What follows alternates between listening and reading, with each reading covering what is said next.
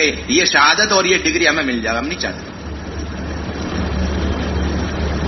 اتنا ماحول سے متاثر ہے کہ یہ بھی دیکھنا چاہیے، وہ بھی دیکھنا چاہیے، سب نظام دیکھ کے چلنا چاہیے. یہ بول بول کر کے سب چیز ختم. باقی دنیا کے کاموں میں مجنون ہونا ہمیں آتا ہے، اپنے کاروبار میں مجنون ہونا آتا ہے، لیکن امت جہنم کی طرف جاری ہے، انہیں جہنم سے بچا کر جنت کی طرف لے جانے کے لیے اللہ نے دعوت کی مبارک محنت عطا فرمائی. اس کے اندر ہم مجنون ہو جائیں یا مجنون کوئی کہہ دے، اس کی کوئی خواہش نہیں.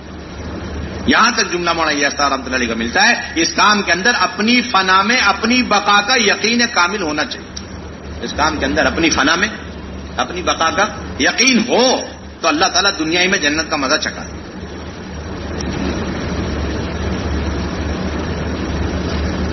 کام کے لیے یکسو ہو جانا. فرماتے تھے کہ حضرت شیخ کو خط میں لکھتے کہ بس دعا کرو میرا رواں رواں بس اس کام کے لیے ہو کے رہے، میرا کوئی لمحہ اور میری کوئی رائے کے دانے کے برابر اللہ کی دی ہوئی نعمت ہے، طاقت ہے، اس کام کے علاوہ کسی اور میں نہ لگ جائے. اس کی دعا کرو. میں مکمل اپنے کو اس کام کے لیے یکسو کرنا چاہتا ہوں. اس کو استخلاص بولتے ہیں. اور پورے یقین کے ساتھ فرماتے تھے کہ یہ جو اللہ کی طرف سے عذابات آ رہے ہیں یہ نافرمانیوں کی وجہ سے تو ہیں. اس کے ساتھ یاد رہے کہ یہ عذابات ختم نہیں ہوں گے. لوگوں نے کہا حضرت دعا فرما دیں، یہ بڑے بڑے حالات امت کے اوپر، پریشانیاں، طرح طرح کی اذیتیں، تکلیف، آپ دعا فرما دیں. کہنے کہ جب تک شرط پوری نہیں کرو گے تو یہ کوئی دعا کارگر نہیں، کوئی دعا کارگر نہیں.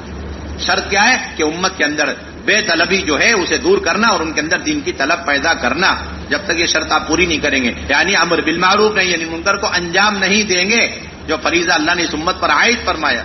اس وقت تک یاد رکھ لینا کہ رات بھر امت کے عوام، خواص، ولی، قطب سب مل کر کے پیشانیاں زمین پر رکھ کر ناک رگڑ رگڑ کر کے دعائیں کر لی، عذابات دور ہونے والے. شرط چھوڑ دیا آپ نے، شرط چھوڑ دیا. بہت قوت سے کہتے تھے مولانا یاسر. ایک مکتوب نے یہاں تک لکھا حضرت مولانا یاسر رحمۃ اللہ علیہ نے کہ میں دیکھ رہا ہوں کہ امر بالمعروف نہی عن المنکر اور یہ دعوت کی مبارک محنت کے اندر جب تک تازگی پیدا نہیں ہوگی، پختگی نہیں پیدا ہوگی، اس وقت تک میں حضور صلی اللہ علیہ وسلم کی روح مبارک کو بے چین پا رہا ہوں. صاف طور پر فرماتے تھے پورے عالم کے اندر اس وقت جتنے حالات، جتنے مسائل ہیں، کہتے تھے پوری قوت اور وثوق کے ساتھ فرماتے تھے کہ ان سب کا حل اور ان سب کا دفعیہ اور ان سب کا ختم ہونا یہ میرے اس کام کے اندر منحصر ہے. جتنا یہ کام تازہ ہوتا چلے جائے، پختہ ہوتا چلے جائے، گہرا ہوتا چلے جائے گا اور جان و مال کو اس کے لیے بے قیمت کرنا آسان اور عام ہوتا چلے جائے گا، اتنے سارے حالات امت کے اندر سے ختم ہوتے چلے جائیں. بہت بنیادی چیز. اس کی پہلی بنیادی چیز ہر فرد امت کے پاس خود جانا، انفرادی دعوت کا اہتمام کرنا، فرد کے پاس جانا اور تکالیف کو برداشت کرنا. نامانوس سے نامانوس، غیر مانوس، سخت قسم کا آدمی، ضدی قسم کا آدمی، ایک کے پاس جانا. یہ سب سے پہلے. اس کے لیے ہمارے پاس کوئی ٹائم نہیں ہے ہمارے پاس. ہاں کوئی کم سے کم دے دے، کوئی حرج کی بات، ورنہ ہر ایک اپنے بیوی بچوں کے بعد جو وقت بچ رہا ہے وہ سارا کا سارا ادھر لگائے. پہلے تو یہ مجمع اس کا طے کر. یہ نہیں کہ 2.5 گھنٹے کا کام ہمارا، کوئی 2.5 گھنٹے کا کام. آج بھی حضرت صبح فرما رہے تھے کہ مولانا احسان صاحب نے مولانا یوسف صاحب کے بیانات میں سے اس بات کو بڑے اہتمام سے قلم بند کیا ہے کہ 12 گھنٹے چاہیے مسجد کو. کتنے گھنٹے چاہیے؟ 12 گھنٹے چاہیے مسجد، 12 گھنٹے چاہیے. اور پھر یہ بات طے ہے، اہم ترین سنت ہے کہ ان دعوتوں کے نتیجوں میں آپ صلی اللہ علیہ وسلم نے اگلی جو سنت ہمیں سکھلائی وہ اس امت کو مسجدوں کے ماحول میں اور مسجدوں کے اعمال میں لا کر جمع کرنا اور مسجد کے ماحول میں رکھنا. یہ دعوت کی اہم ترین سنت حضور صلی اللہ علیہ وسلم نے اپنی 23 سال کی محنت کے نتیجے میں ہمیں سکھلایا. اور اللہ تبارک و تعالی نے ان مسجد اور مسجد کے اعمال کے اندر اس امت کی تعلیم اور تربیت اور تزکیے کا وعدہ فرمایا. اللہ کے بندوں کو اللہ کے گھر میں لا کر اور اللہ کی بڑائی بولنے سے بڑھ کر اللہ کے غیر کا تاثر دل سے نکالنے کا اور کوئی راستہ نہیں. وَلَمْ يَخْشَ إِلَّا اللَّهِ. ما سوى اللہ کا سارا خشیہ یعنی ما سوى اللہ کا سارا تاثر نکالنے کا واحد راستہ ہے ان مساجد کو آباد رکھو. کوئی راستہ نہیں. مولانا یوسف رحمۃ اللہ علیہ فرمایا کرتے تھے کہ کوئی آدمی مسجد میں آ کر 5 وقت کی نماز بہت اونچی سطح پر پڑھ کر کے چلے جاوے، لیکن مسجد میں آ کر مسجد والے اعمال میں مسجد کے حلقوں میں اگر نہیں بیٹھ رہا ہے تو پہلے سے زیادہ اسباب کا یقین لے کر کے لوٹے گا.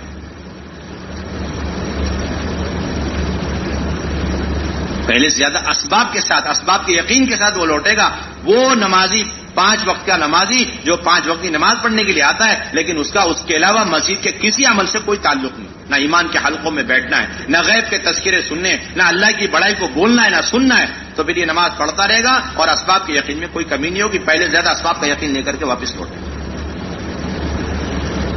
ان ساری محنت کا نتیجہ ہے اپنے دلوں کے رخ کو صحیح کرنا، یقین کو درست کرنا، اسباب اور مادی نقشوں کے یقین کو دل کے اندر سے نکالنا. اس لیے آپ کی اہم ترین سنت تھی، اور آپ صلی اللہ علیہ وسلم نے ضدی قسم کے لوگوں کو مسجد کے ماحول میں اسی وجہ سے ٹھہرا. قبیلے ثقیف کے لوگ رمضان کے مہینے میں مدینہ طیبہ آتے ہیں اور یہ کہتے ہیں کہ ہم بت پرستی نہیں چھوڑیں گے اور نمازیں نہیں پڑھیں گے، زکوٰۃ نہیں دیں گے، روزے نہیں رکھیں گے. آپ صلی اللہ علیہ وسلم نے ان کی باتیں سنی، انہیں سمجھایا، لیکن وہ مانے نہیں. تو آپ صلی اللہ علیہ وسلم نے ان کے علاج اور تربیت کے پیش نظر مسجد میں خیمہ لگا کے انہیں ٹھہرا دیا، تاکہ ان کا دل مسجد اور مسجد کے اعمال کی وجہ سے نرما جائے. چنانچہ روایت میں صراحت موجود ہے کہ چند دن گزرے تھے کہ انہوں نے رمضان کے روزے رکھنے شروع کر دیے، نمازیں شروع کر دی، اور دین کی محنت اور جہاد کے لیے وہ اندر سے آمادہ ہو گئے. یہاں صرف ایک ہی چیز تھی جس کی وجہ سے وہ اندر سے تیار ہوئے، وہ مسجد کا ماحول اور فرشتوں کا ماحول. بازار کا ماحول اتنا فساد کا ماحول ہے. مولانا یوسف سرندلے فرمایا کرتے تھے کہ جس دن کوئی مومن بازار میں 6 گھنٹے 8 گھنٹے دے دے، اسی دن اس کے ذمہ لازم اور ضروری ہو جاتا ہے کہ وہ مسجد کو 6 گھنٹے 8 گھنٹے دے دے، تاکہ وہ یقین صحیح ہو جائے جو یقین بازار میں رہنے کی وجہ سے بگڑ چکا ہے. ہم تو اس رخ سے سوچ ہی نہیں رہے. ابھی ہم تو یہ دیکھ رہے 2.5 گھنٹے دینا ہے، دے دیا، ہم چلے گئے. یہ نہیں دیکھ رہے کہ ہمارے اندر بگاڑ کہاں سے پیدا ہو رہا اور کتنا لمبا ہمارے اندر بیماریوں کا سلسلہ شروع ہو چکا اور بیماری کتنی بڑھ چکی ہے. اور یہ سب کیوں؟ کہ باہر کے ماحول اور بازار کے ماحول کی وجہ سے. ایک ہی راستہ امت کی تعلیم تربیت کا، مسجد کا ماحول، اور دوسرا بگڑنے کا ایک واحد راستہ بازار کا ماحول. یہ دونوں میں ضد ہے. اس لیے حدیث پاک کے اندر آتا ہے احب البلاد الی اللہ مساجدها وابغض البلاد الی اللہ اسواقها. علامہ نووی رحمۃ اللہ علیہ فرماتے ہیں کہ مسجد کو احب البلاد کیوں کہا گیا؟ اس لیے کہ اس میں ہر وقت وہ اعمال ہوتے ہیں جو اللہ کی محبت کا ذریعہ ہیں، اور بازار یہ اللہ کے غضب کا کیوں ذریعہ ہیں؟ اس لیے کہ وہاں ہر وقت اللہ کے ناراضگی کے اسباب پائے جاتے ہیں. وہیں جھوٹی قسمیں کھائی جاتی ہیں، وعدہ خلافی وہی ہوتا ہے، امانت کی خلاف ورزی وہیں پر ہوتی ہے، امانت میں خیانت وہی کرتے ہیں، اور بیع و شراء کے اندر غبن اور جھوٹ اور دھوکہ دڑی اور غش اور لین دین کے اندر یہ جتنی بھی خرابیاں ہیں معاشرے کی، معاملات کی، بڑے اہتمام سے علامہ نووی نے اس حدیث کے نیچے لکھا ہے. منکرات کا ماحول اور اڈا ہی ہے بازار کا ماحول. اس لیے جو آدمی جتنا وہاں بیٹھے گا وہ اس جگہ کی طرح وہ خود بھی اللہ کے نزدیک مبغوض ہوتا چلا جائے گا، اور جو آدمی جتنا مسجد کے اعمال کا پابند ہو جائے گا وہ اس مسجد کی طرح، مسجد کے اس ٹکڑے کی طرح اللہ کے نزدیک محبوب ہوتا چلے گا. کوئی راستہ نہیں. جگہ جگہ جگہ سراحت کی علامہ نووی رحمۃ اللہ علیہ نے مسجد کی اہمیت پر عظمت. طفیل بن عمرو دوسی اتنے متاثر ہو گئے کفار مکہ کی بات سن کر کہ اپنے کان میں روئی رکھ کر کے آئے کہ ان کی بات تو سننی ہی نہیں ہے. آج بھی امت کا بہت بڑا طبقہ، اللہ معاف فرمائے کہ اتنا بڑا طبقہ امت کا ہے وہ دین کی باتیں سننے سے بیزار، وہ سننا بھی نہیں چاہتا. ساری باتیں سنیں گے، دین کی بات نہیں سننا چاہتا، اللہ کے رسول کی باتیں نہیں سننا. ابھی ایک جماعت گئی یہیں پر، قریب کا علاقہ ہے، مستورات کی جماعت گئی، ان کو کھلایا پلایا، ہماری جماعتوں نے خوب خرچ کیا. تو وہ صرف تھوڑی دیر کے لیے دسترخوان میں ہماری مستورات کے ساتھ بیٹھ جاتی تھی، اور تھوڑی دیر کے لیے، لیکن وہ کہتی تھی یہ بیان اور یہ قال اللہ قال رسول اور تعلیم کے حلقوں میں مت بٹھائے کرو، یہ بات یہ ہمیں نہیں لگتی، مناسب نہیں یہ بات. ایسا اندر سے انکار ہے، اللہ رسول کی باتیں سننے کے لیے اندر سے آمادہ نہیں. لیکن جیسے مسجد میں قدم رکھا تو طفیل بن عمرو دوسی فوراً ان کے دل میں اللہ نے یہ بات ڈالی، ان کی بات سننے میں کوئی مذائقہ، کوئی حرج نہیں ہے، بات سننی چاہیے، اگر بات حق ہے تو قبول کریں، اگر حق نہیں، صحیح نہیں ہے تو اسے رد کر دیں. یہ شخص ہیں کہ وہ ابھی تو مسجد میں داخل ہونے سے پہلے کان میں روئی رکھے ہوئے ہیں، اور یہی وہ طفیل بن عمرو دوسی ہیں کہ جن کی انفرادی دعوت کی وجہ سے 80 گھرانے ان کے خاندان کے دین میں داخل ہوئے، جس میں حضرت ابو ہریرہ رضی اللہ تعالیٰ. اس لیے یہ بہت بنیادی چیز ہے. ہماری صرف اتنی محنت ہے کہ 100% مسجد کے اطراف میں رہنے والے، امیر ہو، غریب ہو، اپائش ہو، معذورین ہو، اور جوان ہو، بوڑھے ہو، مزدور ہو، کاشتکار ہو، جس قسم کے لوگ ہوں، جس خیالات کے اندر بھی ہوں، لیکن کسی فرد کسی بھی طبقے کے درمیان امتیاز اور تفریق کیے بغیر ہر ایک پر ایسی محنت کہ وہ کسی طرح مزید نہ خوشامدیں کر کے اسے مزید ملے گا۔ حضرات صحابہ کے سارے گشتوں کا یہ سارا خلاصہ تھا۔ عبداللہ بن رواحہ رضی اللہ تعالیٰ عنہ، حضرت عمر رضی اللہ تعالیٰ عنہ، حضرت معاذ بن جبل رضی اللہ، بلکہ امام بخاری علیہ الرحمن عنوان قائم کیا الایمان یزید و ینقص۔ امام مسلم نے بھی یہی المنہاج کے اندر یہ عنوان قائم کیا، یہ عنوان قائم ہے، باب کون الامر بالمعروف والنہی عن المنکر من الایمان وان الایمان یزید و ینقص وان الامر بالمعروف والنہی عن المنکر واجبان۔ یہ تین عنوان قائم ہے، یہ تین عنوان قائم ہے۔ امر بالمعروف نہی عن المنکر ایمان کا حصہ ہے، اور ایمان میں سے، اور امر بالمعروف، اور ایمان بڑھتا بھی ہے گھٹتا بھی ہے، اور امر بالمعروف نہی عن المنکر، یہ دونوں بنیادی واجبات میں سے، فرائض میں سے عنوان قائم تھے علامہ نووی رحمۃ اللہ علیہ۔ یہ فرائض میں سے، واجبات میں سے، اور اس کا ایمان سے گہرا تعلق ہے۔ یہ سارے جو گشت ہیں یہ ملاقاتوں کا سلسلہ، یہ ایمان کے ترقی کا عین سبب ہے۔ اس لیے علامہ ابن القیم جوزیہ علیہ رحمہ نے فرمایا کہ جس طرح ایمان ہر فرد کے ذمے فرض عین ہے، 24 گھنٹے ہر لمحے، اور وہ ہر مسلمان کا اپنے قلب کا عمل ہے، اور اس ایمان کے فریضے میں کوئی کسی کا بدل نہیں بن سکتا، اسی طرح اس ایمان کی ترقی اور اس ایمان کی دعوت کے سلسلے میں ہجرت اور جہاد بھی فرض عین ہے اور ہر ایک کے ذمے ہے، اور اس میں کوئی کسی کا بدل نہیں بن سکتا۔ زاد المعاد فی حدیث خیر العباد میں لکھا ہوا، جس طرح ایمان فرض، اس کی نسبت پر جہاد اور ہجرت فرض، اس کے بغیر نہیں۔ لوگ کہتے ہیں کہ گشتوں کا کیا حکم ہے؟ آپ یہ دیکھ لو، ان گشتوں کے ذریعے سے آپ خود اپنے ایمان میں ترقی محسوس کر رہے ہیں، آپ خود فیصلہ لگاؤ۔ اور ان گشتوں اور ملاقاتوں کے ذریعے سے منکرات کے ماحول سے امت کے طبقات نکل رہے ہیں، اور نکل کر معروفات پر آ رہے ہیں، نیکیوں پر آ رہے ہیں، ان کے معاملات اور معاشرے، ان کے عقائد اچھے ہو رہے ہیں، توحید رسالت اور آخرت کے اعتبار سے پختہ ہوتے جا رہے ہیں۔ آپ خود فیصلہ کریں اس کا کیا درجہ ہونا چاہیے۔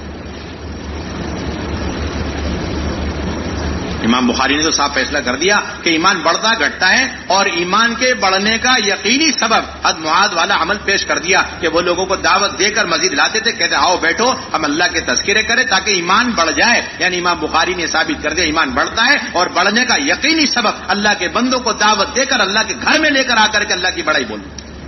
آپ کے پاس اس کا کوئی بدل عمل موجود ہے، آپ ہمیں پیش کر دیجیے۔ آپ کے پاس اس کے بدلے میں کوئی عمل ایسا موجود ہے جس سے امت کا عام طبقہ منکرات سے نکلے، اور ان کے دل کے اندر سے غلط عقائد اور ان کے اندر سے برا معاشرے کی اخلاق کی برائیاں ختم ہو، اور وہ صحیح عقیدے پر، رسالت پر، آخرت پر، معاملات پر، معاشرے کے اعتبار سے پختہ کار۔ آپ کے پاس کوئی عمل ہے تو آپ پیش کریے۔ جو حکم امر بالمعروف نہی عن المنکر کا ہے، وہی حکم اس عمل کا ہوگا جو اس امر بالمعروف نہی عن المنکر اور اس کے نتیجے میں ایمان کے پختگی کا ذریعہ بن رہا ہے، وہی حکم اس کا لگے گا۔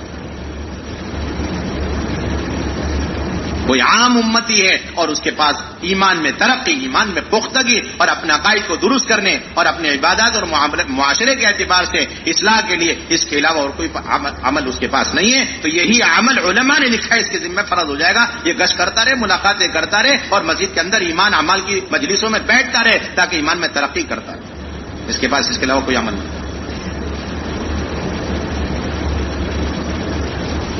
اس لیے بہت بنیادی ذمہ داری ان گشتوں کو، ان ملاقاتوں کو صرف گشت اور ملاقات کہہ کے چھوڑنا نہیں، یہ بعین ہی امر بالمعروف نہی عن المنکر کے فریضے کی ادائیگی کا ایک مستقل شکل ہے، مسنون شکل۔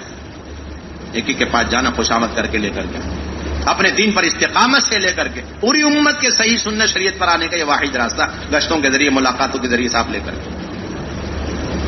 اس لیے حضرت عبداللہ بن رواحہ رضی اللہ عنہ نے یہ بات فرمائی تھی، ان قلوبنا اشد تقلبا من القدر اذا استجمعت غلیانها، کہ ہم یہ کیوں گشت کر رہے ہیں؟ ایمان والے ایمان والوں پر گشت کر رہے ہیں، صحابہ پر گشت کیوں کر رہے ہیں؟ انہوں نے صاف بتایا اس کی وجہ یہ ہے کہ دل ہے نا بہت تیزی سے پلٹتا ہے، چاہے وہ صحابہ کا دل ہو چاہے ولی کا دل ہو، دلوں میں کوئی فرق نہیں ہوتا، دل پلٹتے بس، اس لیے اس کا نام قلب رکھا گیا۔ انہوں نے قاعدہ کلیہ کے طور پر بتایا یہ قلبوں کا حال، یہ دلوں کا حال یہ ہے کہ وہ اس ہانڈی سے زیادہ تیزی سے پلٹ جاتے ہیں، جس کے اندر کی چیزیں بڑی تیزی سے پلٹا کرتی ہیں آخری ابال کے وقت، کہ اگر وہ مسجد فرشتوں کے ماحول، ایمان اور یقین کے حلقوں میں، اعمال کے ماحول میں ہے تو پھر نیکیوں کی طرف تیزی سے اس کی طبیعت چلتی ہے، اس کا دل چلنے لگتا ہے. اس کے برعکس اگر وہ تھوڑی دیر کے لیے مسجد سے باہر نکل کے چلے گیا اور بازار کے ماحول میں بیٹھ گیا تو اتنی دیر میں اتنا متاثر ہو جاتا ہے کہ اس کو برائیاں نیکیوں کے مقابلے میں اچھی لگنے لگتی، برائیاں کرنے لگ جاتا ہے، سوچنے میں مجبور ہو جاتا ہے. آپ ایک واقعے سے اس کی مثال دیکھ سکتے ہیں. حضرت عمر رضی اللہ تعالیٰ کے زمانے میں ایک نوجوان تھا اور بہت عبادت گزار، حضرت عمر کا بڑا چہیتا تھا اور ہر وقت مسجد میں رہتا تھا. مسجد سے باہر صرف اپنے والدین کی خدمت کے لیے نکلا کرتا. خیر القرون کا زمانہ، حضرت عمر جیسا زمانہ، اور مسجد سے اتنا لگاؤ رکھنے والا، اور وہ صرف اپنے ماں باپ کی خدمت کے لیے جاتا. وہ ماں باپ کی خدمت جب جاتا تھا راستے میں ایک بدکار عورت کا مکان پڑتا تھا، وہ اس نوجوان کو بہکاتی رہتی تھی. ایک مرتبہ بس چلتے چلتے وہ بہکا رہی. اس کا یہ اثر تھا کہ ایک مرتبہ وہ نوجوان اتنا جو ہے اس کی بات پر آ گیا کہ وہ عورت آگے آگے اور وہ نوجوان پیچھے پیچھے، اور وہ عورت اپنے گھر میں داخل ہو چکی اور وہ نوجوان بھی گھر میں داخل ہو گیا. آپ سوچئے سر، سوچئے خیر القرون کا زمانہ، مسجد میں ہر وقت پڑا رہنے والا جوان حضرت عمر کے ماتحتی میں ان کی نگرانی میں اس کی تربیت ہو رہی. اور گزرتے گزرتے ایک خاتون کی اس تھوڑے سے وسوسے کوشش کے نتیجے میں اس کا دل پلٹ گیا. کہتا ہے کہ وہ داخل ہوا، اس کو ایک دم سے ایک آیت یاد آ گئی، ان الذین اتقوا اذا مسهم طائف من الشیطان تذکروا فاذا هم مبصرون. یہ آیت اسے یاد آئی، بے ہوش ہو گیا. متقی لوگ وہ ہیں کہ جب شیطان ان کے اندر وسوسے ڈالتا ہے، انہیں گمراہ کرنے کی کوششیں کرتا ہے تو وہ اللہ کو یاد کرتے ہیں تو ایک دم سے ان کے اندر کی آنکھیں، دل کی آنکھیں کھل جاتی ہیں، انہیں بصیرت مل جاتی اور ان کی ان گناہوں سے حفاظت ہو جاتی. وہ آیت اسے یاد آئی، وہ بے ہوش ہو گیا. عورت گھبرا گئی، اپنی باندی کے سہارے سے اس نوجوان کو لے جا کے اس کے گھر کے دروازے پہ چھوڑ کے راتوں رات واپس آئی. اب گھر والے پریشان، گھر سے باہر نکلے اسے تلاش کرنے کے لیے. دیکھا بیٹا تو دروازے پہ پڑا ہوا، اسے اندر لے گئے. بہت دیر کے بعد ہوش آیا، پوچھا کیا گزری؟ اس نے شرماتے ہوئے سارا واقعہ سنا ہے. تو باپ نے پوچھا وہ کون سی آیت تھی جس کے یاد آنے پہ تجھے بے ہوش؟ اس نے وہ آیت پڑھی، پھر بے ہوش ہو گئے.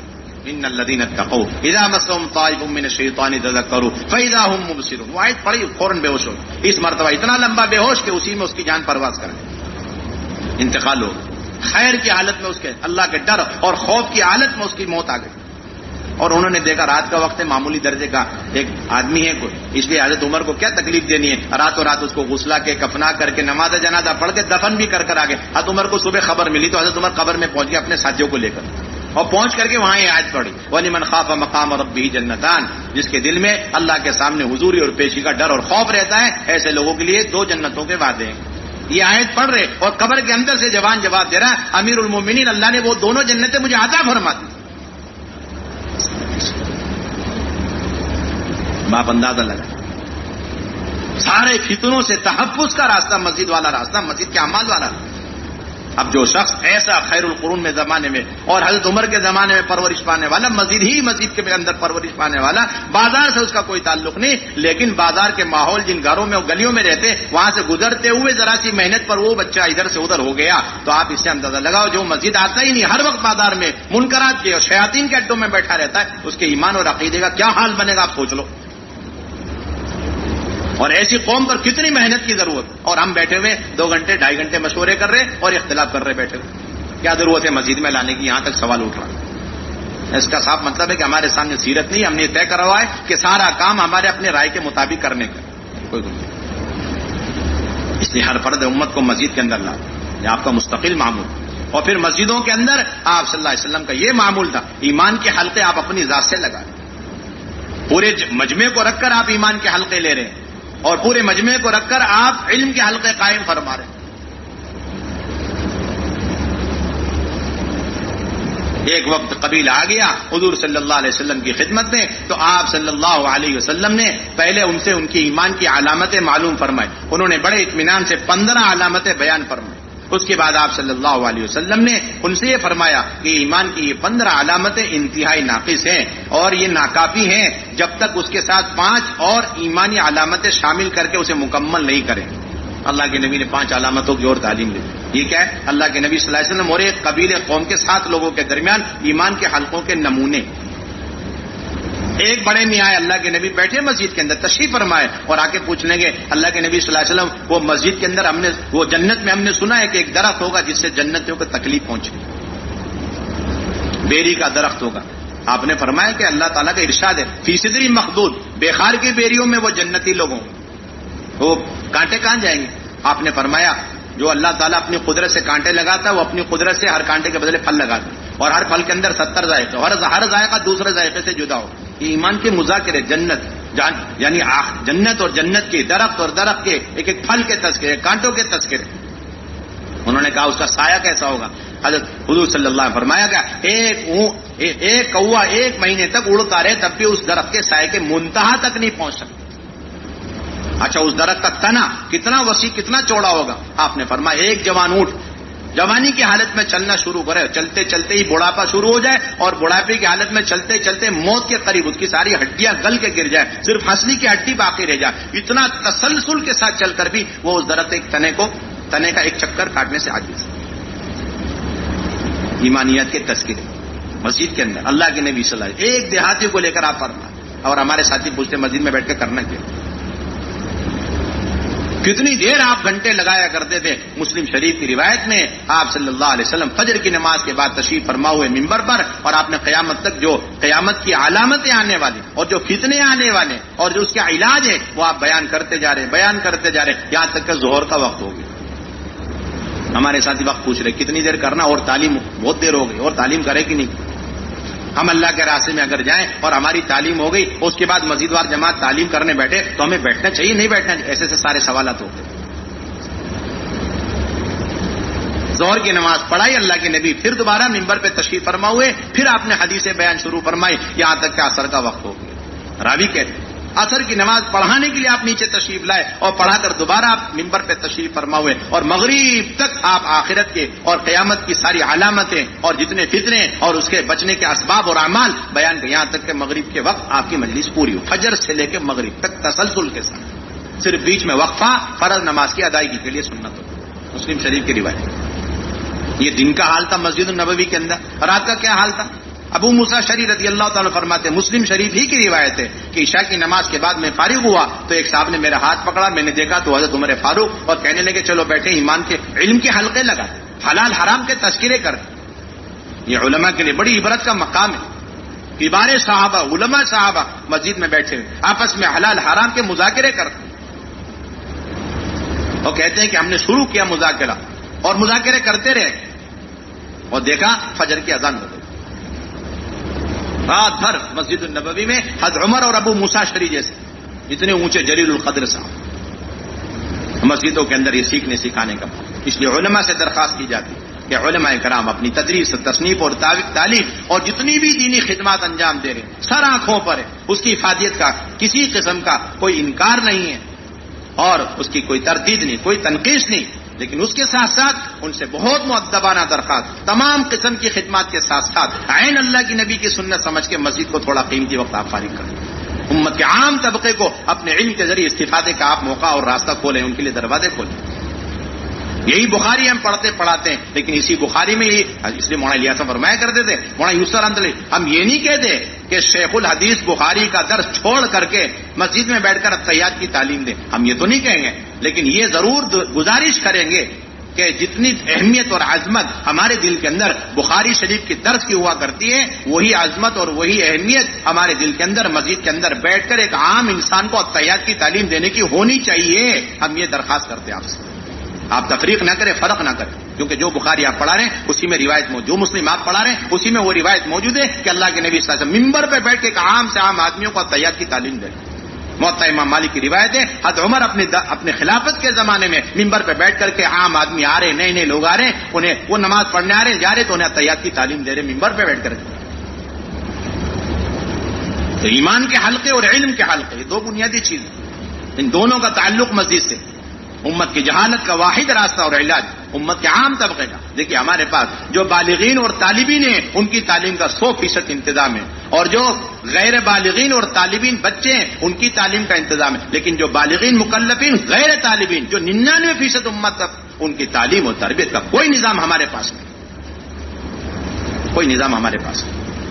اور علیم اسرار رحمۃ اللہ علیہ نے بڑے اہتمام سے اس بات کو لکھا، مولانا سید سلیمان ندوی رحمۃ اللہ علیہ نے بڑے اہتمام سے لکھا ہے کہ پہلی صدی ہجری کے ختم ہوتے ہی جو تعلیم کے سلسلے میں تغیر پیدا ہوا، تبدیلی آئی، وہ یہ کہ تعلیم اور تربیت ان لوگوں کے لیے منحصر ہو کے رہ گئی، اور ان لوگوں کے لیے تعلیم اور تربیت کا سارا بندوبست اور انتظام تھا جو طالب بن کر آتے تھے اور جو بے طلب تھے اور جنہیں اپنے مرض کا سرے سے جو ہے احساس اور شعور نہیں تھا، اور جو اکثری لوگ تھے ان کے تعلیم کا تربیت کا کوئی انتظام باقی نہیں رہا، جبکہ وہی انبیاء کی محنت کی بنیاد اور شروعات تھی، اور وہی ان کی بعثت کا بنیادی مقصد یعنی بے طلبوں میں جا کے دین کی طلب پیدا کی۔ یہ ہماری ساری محنت کا خلاصہ ہی ہے، ہماری بہت بنیادی ذمہ داری مساجد کی سطح پر امت کو اپنی صحبتوں کے ذریعے سے تعلیم، مسئلے مسائل بتلانا اور پھر فتوے دینا، اس کا بھی مسنون طریقہ اور مسنون جگہ، اقرب الی سنہ طریقہ وہ مسجد کا ماحول ہے۔ اس کو بتلانے کے لیے امام بخاری نے کتاب العلم کے اندر ترجمۃ الباب کتاب العلم کے آخر میں قائم کر دیا، باب ذکر العلم والفتیہ فی المسجد، کہ مسجد میں علم کا سیکھنا سکھانا اور مسجد کے اندر فتوے کا لینا دینا، مسجد کے اندر آگے کچھ نہیں بولا، سنت ہے، واجب ہے، فرض ہے، کچھ نہیں بولتے امام بخاری، وہ آپ خود استنباط کرو، باب ذکر العلم والفتیہ فی المسجد۔ مسجد کے اندر سلسلہ تھا، کوئی بھی آتا اور آ کر کے مسجد سے اپنی ضرورت کا علم سیکھ کر کے جاؤ۔ ایک مچھیرا ہے اور سمندر میں مچھلی پکڑ رہا، دریا میں مچھلی پکڑ رہا، وہ بھی آ کر کے مچھلی سمندر کے پانی، دریا کے پانی کے بارے میں مسئلہ پوچھ رہا ہے، مجھے نمازی ہوں، نماز پڑھنا ہے، وضو ہے، پینے کی ضرورت ہے، اس دریا کا کیا حکم ہے؟ اللہ کے نبی نے حکم فرمایا هو الطهور ماؤه والحل میتته، ایک شکاری ہے وہ بھی آ کر کے مسئلے معلوم کر رہا ہے، ایک کپڑے میں نماز ہو جائے گی، دو کپڑے ضروری۔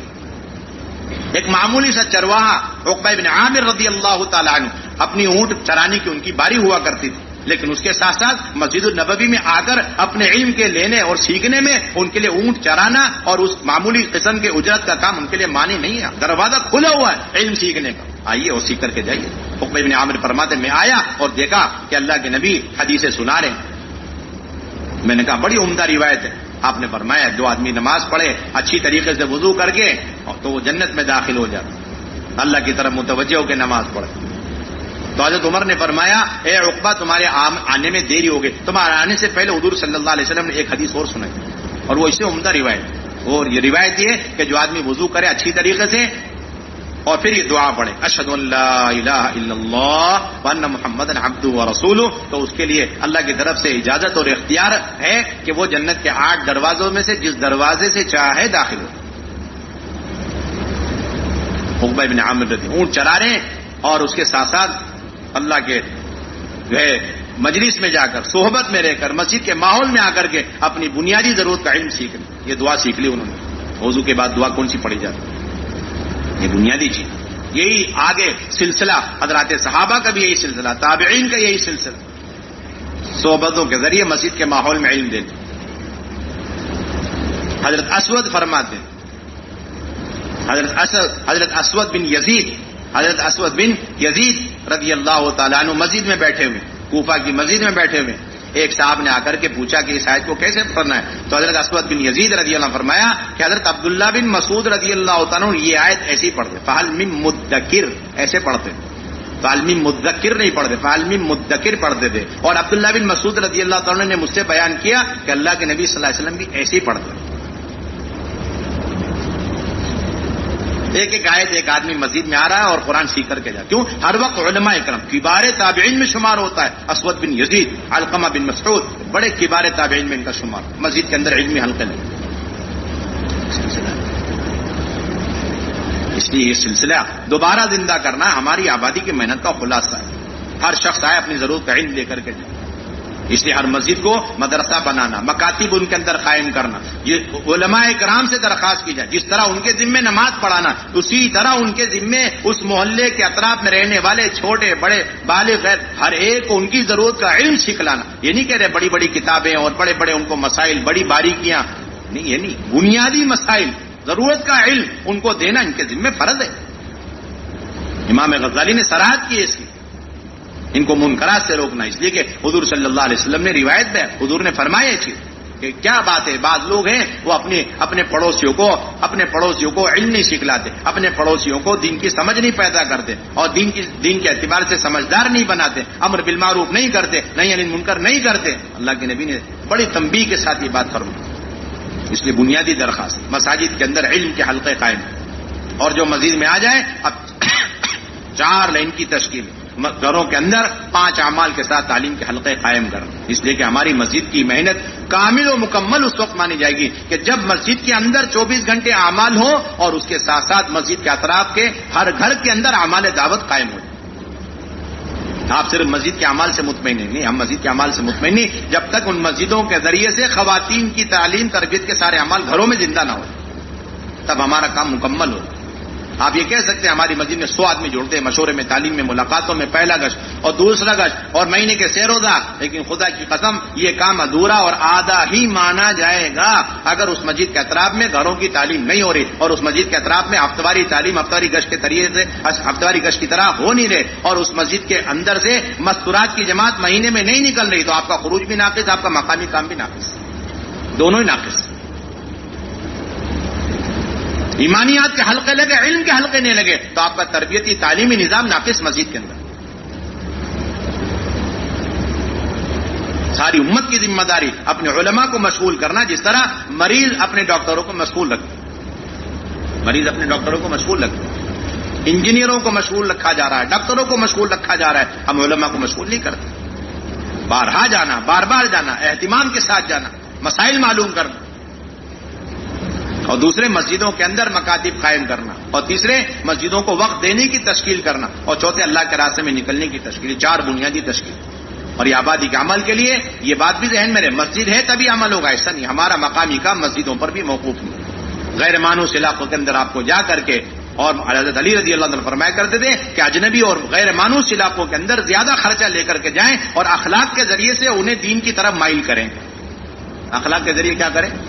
ایسے علاقوں میں جا کے دین کی طرف مائل کریں۔ تو یہ بنیادی کام مسجد کا 24 گھنٹے ہوں، دن میں، رات میں، اور جتنے بھی طبقے ہیں باہر اطراف میں، ان سب پر محنت، جو جب ملے گا اس وقت محنت کی ترتیب قائم کرنا، یہ اصل سنت ہے۔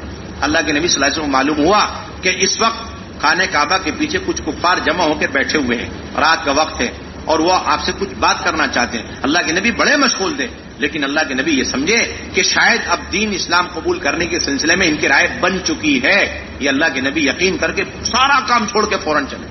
اور ہمارا یہ کہ ٹائم ٹیبل کے ساتھ نہیں، ابھی تو ہمارا وقت 2.5 گھنٹے پورے ہو گئے، اب نہیں کر سکتے، یہ کوئی سلسلہ نہیں ہمارا، یہ ختم کرو آپ سلسلہ۔ آپ کی محنت کی شروعات اس وقت ہوگی جب آپ اپنا وقت، اپنا مقررہ وقت پورا کر کے آپ واپس جانے لگے، تقاضے آپ کے دنیا کے گھیر لیں، اس وقت اچانک کوئی تقاضا ہے، اب آپ ایک ملاقات کے لیے جا رہے، اب یہاں سے اصل مجاہدہ شروع، اور اس پر اللہ تعالیٰ آپ کو اپنے دین پر استقامت اور ان لوگوں کے ہدایت کے فیصلے پر۔ تو اللہ کے نبی چلے گئے بڑے خوش ہو کر، اب وہاں گئے اور بیٹھے تو انہوں نے کہا اے محمد صلی اللہ علیہ وسلم، تم ہر وقت ہمارے بتوں کو برا بھلا کہتے ہو۔ پھر شروع ہو گئے، ہمارے آبا و اجداد کو آپ احمق کہتے، آپ اس سے باز آ جائیں، لیکن یہ تو نہیں ہو سکتا۔ اچھا ایسا کریے، آپ ہمارے نفع کے لیے کچھ کام کر دیجئے، ہم بات مانیں گے۔ وہ کیا ہے کہ آپ یہ جو پہاڑ ہیں جنہوں نے ہماری زندگی تنگ کر دی، ان پہاڑوں کو یہاں سے ہٹانے کی آپ اپنے رب سے درخواست کریں، اور یہاں پر ندیاں چلائیں، اور یہاں پر جھاڑ پودے اور یہ درخت لگوا دیں۔ اللہ کے نبی نے فرمایا میں تو اس کام کے لیے نہیں آیا۔ تو کہا ٹھیک ہے، آپ اپنے رب سے اپنے نفع کی کوئی چیز درخواست کریں، آپ کے لیے حور قصور اور آپ کے لیے درخت اور باغات ندیاں جاری ہو جائیں۔ آپ نے فرمایا میں تو اس لیے نہیں آیا۔ تو وہ بھی اٹھ کے چلے، یہ بھی اٹھ کے چلنے۔ اتنے میں اللہ کے نبی صلی اللہ علیہ وسلم کے پھوپھی ذات لڑکا بھائی وہ بھی کھڑا ہو، کہنے لگا اے بھائی، اگر میری ایک مطالبے کو، تقاضے کو آپ پورا کر دو تو میں آپ کی بات ماننے کو تیار ہوں۔ وہ یہ کہ چھوٹا سا مطالبہ، وہ یہ کہ آپ اپنے رب سے جس کے آپ دعوے کرتے ہیں ان سے درخواست کریں، ایک سیڑھی لگے اور سیڑھی زمین سے لے کے آسمان کو چھو رہی ہے، اور پھر آپ اس پہ چڑھنا شروع کریں، میں دیکھتا رہوں یہاں تک کہ آپ آسمان میں پہنچ جائیں۔ پھر آسمان سے جب واپس اترنے لگیں تو آپ کے ساتھ ایک کتاب کھلی بھی ہونی چاہیے، اور آپ کی رسالت کی گواہی دینے کے لیے 4 فرشتے ساتھ میں آنا چاہیے۔ یہ چھوٹا سا مطالبہ ہے، اگر آپ پورا کر دیتے تو میں آپ کی بات ماننے کو تیار ہوں۔ اور یہ کہا اس نے آگے کہ خدا کی قسم اگر آپ نے یہ مطالبہ پورا کر بھی دیا تب بھی میرا اپنا خیال یہ ہے کہ میں آپ کو جو ہے نبی نہیں مان سکتا، میں آپ کو نبی نہیں مان سکتا۔ یہ اصل بنیادی چیز، کب کون کس وقت بلا رہا، بے چین ہو کر کے پہنچے، بے چین ہو کر کے پہنچے۔ اس لیے 24 گھنٹے ہمیں مسجد میں نظام چاہیے، تعلیم کا، دعوت کا، ایک ایک فرد کو دعوت دے کر مسجد میں لانا، نمازیں پڑھانا۔ عمرو بن عبسہ، مسلم شریف کی روایت ہے، عمرو بن عبسہ رضی اللہ تعالیٰ عنہ آئے حضور کی خدمت میں، اور آنے کے بعد کلمہ پڑھ لیا، پھر اس کے بعد عمرو بن عبسہ رضی اللہ تعالیٰ کہنے لگے اللہ کے نبی اب مجھے نماز پڑھنی ہے. ہاں تو مجھے وضو بھی تو سکھلائی. اللہ کے نبی نے وضو سکھلایا, کس طریقے سے کلی کرنا, کس طرح ناک میں پانی ڈالنا, کس طرح ناک کو جھاڑنا, کس طرح چہرہ دھونا. اللہ کے نبی صلی اللہ علیہ وسلم, مدنی دور شروع ہو چکا, کام اتنا پھیل چکا, ایک نئے آدمی کو اللہ کے نبی خود مسجد میں بیٹھ کر وضو سکھلا رہے. یہ عمل ہے. ہم نے تو کام تقسیم کر لیا, ہم پرانے ہیں, ہم تو اسٹیج کے ہیں اور بیانات مذاکرے کے, اور یہ ہمارے ساتھی باہر محنت کرنے والے, ہم مشورے والے, اور یہ سب باہر محنت کر کے جماعت بندی کرنے والے. یہ سارا کام تقسیم ہوا پڑا ہوا ہمارے درمیان, کوئی سلسلہ نہیں. سارے کام کا نقصان اسی وجہ سے کہ کام کرنے والے ایک بہت بڑا طبقہ اپنے آپ کو مشورے کے اندر محدود کر چکا ہے, اپنے آپ کو مذاکروں اور کرسیوں کے اندر محدود کر چکا. گشتوں کا کوئی سلسلہ نہیں, ملاقاتوں کا سلسلہ رہ گیا نہیں, کوئی سلسلہ. سب سے زیادہ ضرورت, جتنا کام میں پرانا ہوتے چلے جائیں اتنا وہ انفرادی دعوت کا محتاج ہے, اتنا گشتوں کا محتاج, اتنی ملاقاتوں کا محتاج. دوسرا گشت تو انتہائی لازم ہے اس شخص کے لیے جو جتنا پرانا ہو چکا ہے. 2 گشت لازمی ہے ہمارے, اپنا گشت اور پڑوس کا گشت, اور پوری مسجد وار جماعت جائے اور اپنے محلے سے نئے لوگوں کو لے کر کے پہنچے. اور دوسرا گشت کامیاب کون سا کہلاتا ہے کہ وہاں اس طرح گشت کیا جائے کہ اس مسجد کے اندر نمازی شروع ہو جائے, اس مسجد کے اندر مشورے, تعلیم, ملاقات شروع ہو جائے, اس مسجد کے اطراف میں گھر گھر تعلیم وجود میں آ جائے, اس مسجد سے نقد جماعتیں بنے, سیروز عشرہ چلہ, اور مردوں کی مستورات کی, یہاں تک کہ سارا مستورات کا کام اور مردوں کا کام وجود میں آ گیا. یہ ہمارا دوسرا گشت کہلاتا ہے. آپ صرف گئے, بیان کر کے واپس آئے. وہ 3 حصوں میں جا رہے ہیں, جس کا اعلان ہے, جس کے گشت کے آدھا وہ شروع میں گئے واپس آ گئے, اور جس کی درمیانی بات ہے وہ درمیان میں گئے, درمیان میں واپس آ گئے, اور جس کی آخری نشست تھے وہ آخری میں گئے, بیان کر کے واپس آ گئے. تو گشت ہوا ہی نہیں آپ کا, کوئی گشت نہیں ہوا آپ کا. 100% عملہ نئے لوگوں کو لے کر کے دوسرے گشت میں پہنچو, کام کو جمائے. یہ بہت بنیادی چیز. اور اپنا گشت بھی بہت اہتمام کے ساتھ, امور ہمارے ذمے طے ہو یا نہ ہو, امور ہمارے ذمے طے ہو یا نہ. یہ تو ہمارے کام کے اندر ریڑھ کی ہڈی ہے. گشت چھوٹا سارے اعمال چھوٹ جائیں گے ہمارے. اور اسی طریقے سے مسجد کے روزانہ کے مشورے کا ہمیں اہتمام کرنا. ہفتے واری مشورہ ہے, روزانہ کا مشورہ ہے, جتنے ہمارے مشورے ہیں ان سب مشوروں کا بہت اہتمام کرنا اور پابندی کے ساتھ شرکت کرنا.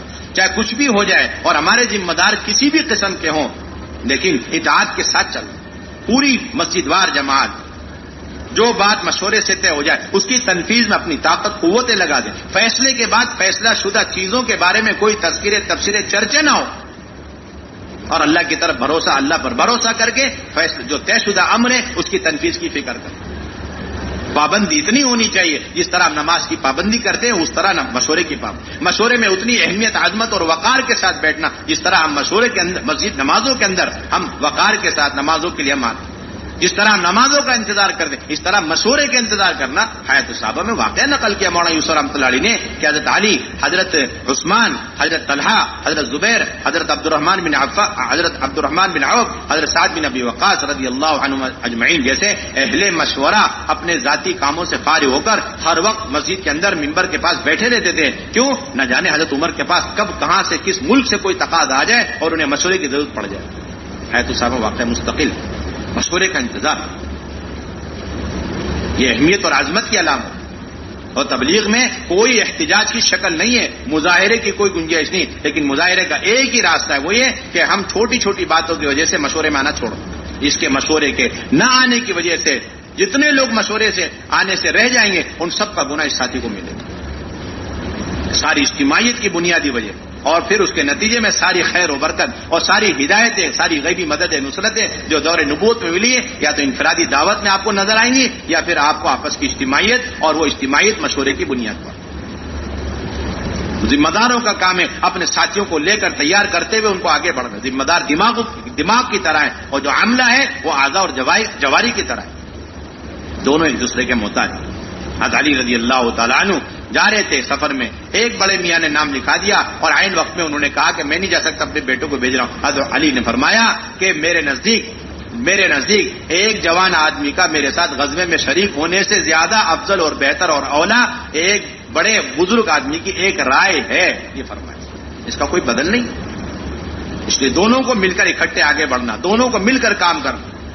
اور اسی طریقے سے ہماری بنیادی ذمہ داری اپنے خروج کی پوری فکر کی جائے. ہمارے دعوت کے اندر ریڑھ کی ہڈی اور دعوت کے اندر قوام, اور بقول مولانا الیاس رحمۃ اللہ علیہ کے جب تک یہ امت اپنی جان و مال کو لے کر حرکت میں رہی اس وقت تک اس امت کے اندر خلافت راشدہ باقی رہی. جب سے امت نے اجتماعی طور پر نقل و حرکت کو چھوڑ دیا، اپنے جان و مال کو لے کر اللہ کے دین کی نسبت پر نقل و حرکت کو چھوڑ دیا، امت کے اندر سے خلافتی ختم ہوتی چلی گئی۔ مولانا الیاس رحمۃ اللہ کا ملفوظ ہے جو مولانا علی میاں صاحب رحمۃ اللہ علیہ نے بڑے اہتمام سے لکھا اور لکھ کر فرمایا کہ مولانا الیاس صاحب کے اس جملے اور اس ملفوظ کے لفظ لفظ حرف حرف کی شہادتیں آپ کو تاریخی کتابوں میں ملے گی۔ امت کے اندر خلافت باقی رہی جب تک امت اپنی جان و مال، فرماتے تھے مدینہ طیبہ میں کسی کو چین سکون اور پرسکون زندگی گزارنے کی اجازت نہیں تھی، لکھا نا۔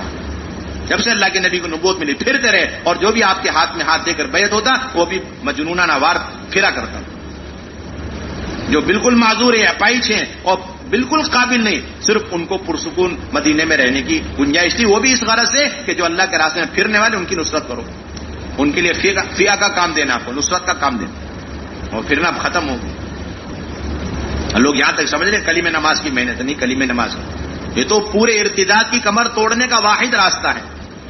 صدیقی دور کا ارتداد ٹوٹا ہے تو وہ خروج کی وجہ سے ٹوٹا، اور ارتداد وجود میں آئے تھوڑی دیر کے لیے، خروج میں توقف ہو گیا۔ البدایہ والنہایہ میں صراحت کے ساتھ موجود ہے کہ اللہ کے نبی موت تک فرماتے رہے اسامہ جاؤ جاؤ، یہاں تک کہ حضرت اسامہ کی والدہ ام ایمن کہنے لگی کہ اللہ کے نبی اگر آپ کو اس بیماری کی حالت میں میرا بیٹا چلے گیا چھوڑ کر، اس کا دل لگے گا ہی نہیں، لگے جیسا کام کرنا اللہ کے راستے میں نکل کے کر نہیں سکتے، دل یہی اٹکا رہے گا، آپ ذرا اپنی جو ہے صحت تک اس کو نہیں روانہ کرو اسامہ کو، روانہ کرو اسامہ، پورا اصرار اللہ کے نبی صلی اللہ علیہ وسلم۔ سوچو آخری وقت میں ملاقات کے لیے آ رہے، اللہ کے نبی صلی اللہ علیہ وسلم بولا نہیں جا، تو اللہ کے نبی صلی اللہ علیہ وسلم دونوں ہاتھ مبارک حضرت اسامہ کے چہرے پہ مل اور روانہ کر، چلو۔ حضرت اسامہ فرماتے مجھے اطمینان ہو گیا کہ اللہ کے نبی مجھے دعائیں دے رہے برکت کی، نصرت کی، اور مجھے روانہ کر، روانہ ہو۔ بھائی انتقال کی خبر مل گئی، پوری جماعت واپس آ گئی، مہاجرین انصار سب کے سب واپس آ گئے، رکابوں میں پاؤں جا چکے، مولانا یوسف رحمۃ اللہ کے بیانات میں ملتا ہے، واپس آ گئے۔ بس واپس آنا اور تھوڑے دنوں کے لیے نقل و حرکت کی وہ محنت جس پہ اللہ کے نبی نے 23 سال میں صحابہ کو کھڑا کیا، وہ 1 ہفتے 10 دن کے لیے رک گئی۔ مکہ مدینہ اور طائف کو چھوڑ کر سارا جزیرۃ العرب مرتد ہو، تاریخی کتابیں متفق، 18 جزیرے مکہ مدینہ، صرف ایک آدمی کے پیچھے 40,000 لوگ مرتد ہو کر کے اس کے دعوے دار ہو گئے نبوت،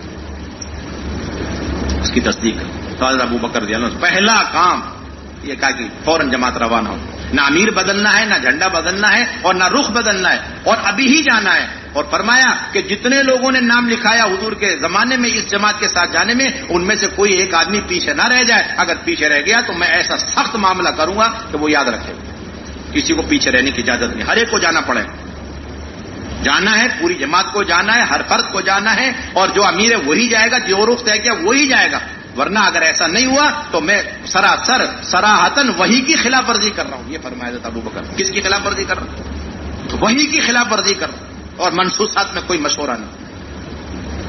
بس حضرت عمر کو میں روکنا چاہتا ہوں، لیکن وہ بھی میں اپنی مرضی سے نہیں، امیر کی اطاعت کی بنیاد پہ میں جا کے پوچھوں گا اسامہ سے، اسامہ اس کے بغیر میرے مشورے نہیں ہو پاتے، ذرا اجازت دے دو میں اس کو روک لوں۔ کہا کہ ہاں روک لو، بھائی خوشی سے ہے نا، کوئی دباؤ تو نہیں ہے نا، یہ سکھلایا اپنی کم عمر کے لوگوں کی کیسی اطاعت کرنا، باقاعدہ روایت میں موجود ہے۔ بھائی اسامہ میرے کسی دباؤ اور اثر رسوخ کی وجہ سے خوش دلی سے نہیں، امیر صاحب بالکل خوشی سے، امیر المومنین خوشی میں عمر کو آپ کے لیے چھوڑ کر کے جا رہا ہوں۔ اب جب چلنے کا نمبر آیا تو پیدل چل رہے ہیں، حضرت اسامہ سواری پر ہیں، آپ سوچیے، اندازہ لگائیں کیسے عملے کو تیار کیا، کیسے افراد کو آگے بڑھائے، کیسے خروج کا اہتمام کیا، لیکن نہ تمہیں اترنے کی اجازت ہے نہ میں سوار ہوں گا، مجھے ایسی چلتے چلتے تمہیں ہدایت دے، سب کو روانہ کر، پورے مدینے کو خالی کیا، صرف ارتداد کی وجہ، پورے مدینے کو نوجوانوں سے بوڑھوں سے خالی کر دیا، کیوں؟ فرائض پر امت کو لانا، ایک زکات کا انکار کر۔ ہم تو سمجھتے ہیں کہ کلمے کی دعوت دینے کے لیے سارا قتال اور سارا اصرار، اور یہاں سارے قتال پر اصرار کر رہے حضرت ابو بکر، ایک فریضے پر امت کو لانے کے لیے قتال پر اصرار کر رہے، یہاں تک صاف فرما دیا اگر مجھے یقین کامل ہو جائے کہ اس جماعت کے جانے کی وجہ سے پورا مدینہ طیبہ میں حملے ہو جائیں گے، اور پھر ازواج مطہرات کی لاشوں کو جو ہے کوئی دفنانے والا نہیں ہوگا، اور مجھے بھی کوئی دفنانے والا نہیں، یہاں تک کہ درندے ان کی لاشوں کو مدینے کی گلیوں میں کھینچتے پھریں، تب بھی اس جماعت کو روانہ کر کے رہوں گا، کوئی حیثیت نہیں ان سب کے مقابلے میں، اس جماعت کے اللہ کے راستے میں نکلنے کے مقابلے، اس فریضے کے مقابلے میں ان سب کی ذاتوں کی کوئی حیثیت نہیں۔ سوچو، آپ اندازہ لگاؤ کتنی عظیمت ہے حضرت صدیق اکبر رضی اللہ عنہ، جبکہ کتنا پرانا کام ہو چکا ہے، 23 سال گزر چکے، اور اتنی عظیمت، اتنی پکڑ، اتنی پختگی کہ بھیجنا ہے جماعت اللہ کے راستے۔ اللہ تعالیٰ نے صاف فرما دیا جو لوگ مدینے میں رہ جائیں گے اور اللہ کے راستے میں نہیں نکلے ان کے دلوں پر مہر لگا دیں. رضوا بأن يكونوا مع الخوالف وطبع الله على قلوبهم. جو اللہ کے راستے میں نہیں جاتے وہی اصل فتنوں میں مبتلا ہونے والے. جو اللہ کے راستے میں نہیں جائیں گے اپنے مقام پر اعمال دعوت کے ساتھ بھی اگر رک جائیں تب بھی وہ اپنے آپ کو ہلاکت میں ڈالنے والے, اپنے آپ کو ہلاکت سے بچانے والے.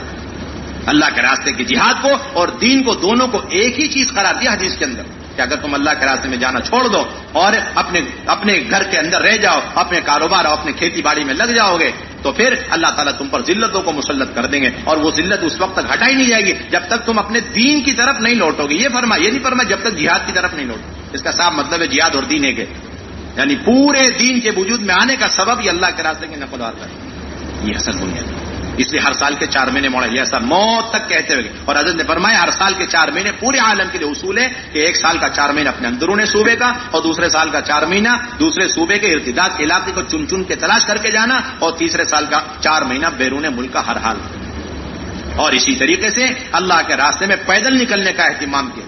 اللہ کے راستے میں ہر پرانا ساتھی اپنی جماعت بنا کر کے جائے, خاندان کی سطح پر جماعت, مسجد کی سطح پر جماعتیں بنائی جائیں, مسجد کی سطح پر جماعت مت. اور پھر اس کے ساتھ ساتھ ہماری بنیادی ذمہ داری ماہانہ جوڑوں کی فکر کرنا, ماہانہ جوڑ کا اہتمام کرنا, رسمی طور پر نہیں پوری محنت کے ساتھ محنت کرتے ہوئے. جو ہمیں کمزور مسجدیں ملی 4 مسجدیں 5 مسجدیں, ان مسجدوں پر مہینے بھر محنت کرتے ہوئے اعمال کو قائم کرتے ہوئے پھر ماہانہ جوڑ میں آ رہے ہیں اور اس کے اندر ہم 4 اعمال کا اہتمام کریں. اس کے اندر حاضری ہوگی اور اس کے اندر کارگزاری کا پرچہ یہی ہوگا جو ہم نے یہاں پر ابھی سنا ہے. اعمال کسی سے کچھ پوچھے جائیں گے, کسی سے پوچھے جائیں گے, لیکن کوئی دوسری کارگزاری کے عنوانات نہیں, یہی عنوانات ہیں. گھروں کے اعمال کا کیا ہوا, مستورات کے اعمال کا کیا ہوا, فروج کا کیا ہوا. اور پھر تیسرے اس کی روشنی میں ہمیں عزائم اور ترغیبی بات کر کے عزائم کرنے اگلے آئندہ 1 مہینے تک ہمیں کتنے اعمال کو آگے بڑھانا. اور پھر حیات الصحابہ کا اہتمام. اسی طریقے سے شب گزاریوں کا بڑی پابندی کرنا, اپنے قیام اور طعام کے ساتھ شب گزاری میں مطلوب ہے اور اپنی پوری مسجد وار جماعت شریک ہو اور محنت کرتے ہوئے جماعتیں بنا کر 4 مہینے کی بیرون کی اندرون کی جماعتیں بنا کر کے پھر شب گزاریوں میں آنا, نئے ساتھیوں کو لے کر کے پہنچنا. عصر میں بیان ہے پھر لے کے اپنے ساتھیوں کو بیٹھ گئے اور ہم دعوت دے رہے, ذہن سازی کر رہے ہیں. پھر مغرب کا بیان ہو گیا پھر لے کر کے ہم بیٹھے ان کو تیار کر رہے ہیں, انہیں آمادہ کر رہے ہیں. نئے ساتھیوں کو ماحول میں اس لیے لایا جاتا ہے, رات کا قیام اس لیے کروایا جاتا ہے اشراق تک قیام تام کے ساتھ ہمارا شب گزاری کا ماحول ہو. حضرت عباس رضی اللہ تعالی عنہ نے رات بھر خیمے میں رکھ کر حضرت ابو سفیان پر محنت کری, جس کے نتیجے میں صبح انہوں نے کلمہ پڑھ لیا.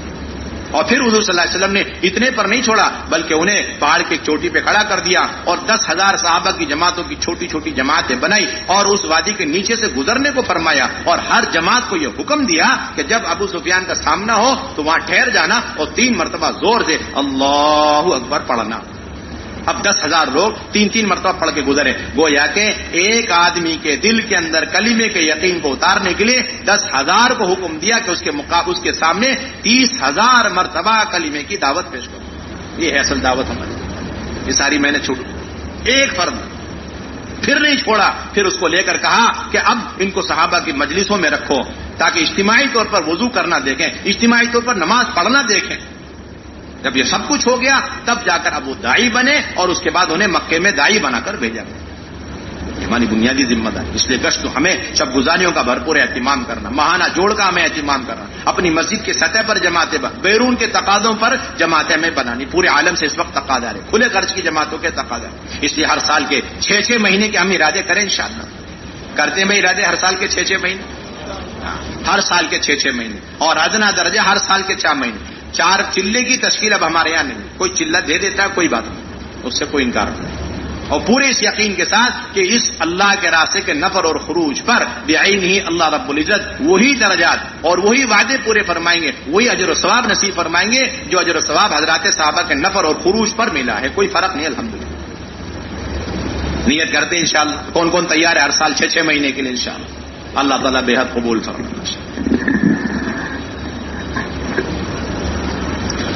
بھائی عصر کے بعد بھی مجلس ہے, ساتھی اپنے ضروریات سے انفرادی اعمال سے عصر سے پہلے فارغ ہو جائے.